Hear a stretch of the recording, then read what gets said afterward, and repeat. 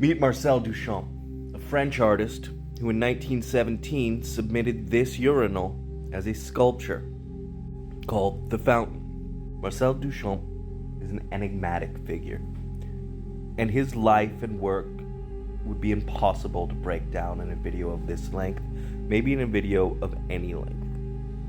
What I will say is that his work makes you question, what is art? Where does art come from? And who decides what it is? How do you define art? Do you or I get to define what it is? Do the people who run galleries and museums get to define what it is? How about the academics in university?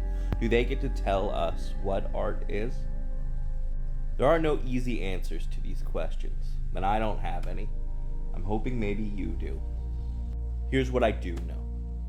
That if we allow others to define the meaning of art, then we lose culture. Art is culture, and everybody gets to define and help shape what our culture is. Everybody, no matter who you are, no matter what you say, and no matter what you do, you contribute to culture, the grand zeitgeist of humanity. Does art exist only to produce an emotional response? Does art exist purely as decoration? Does art exist in another realm, someplace completely different?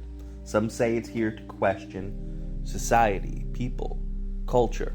Some say it's here to reinforce people, culture, and society. Some say it's rebellious, some say it's an act of submission. One senator even referred to it as something he couldn't define or describe, but he knows it when he sees it. Let me ask you this. If film counts as art, does adult film count as art? If photography counts as art, does crime scene photography count as art? Who are we to define the limits of culture? Who is anybody to tell us that something is not what we want it to be? This is an ancient debate, one that's been going on for a long time and one that we probably won't settle here today.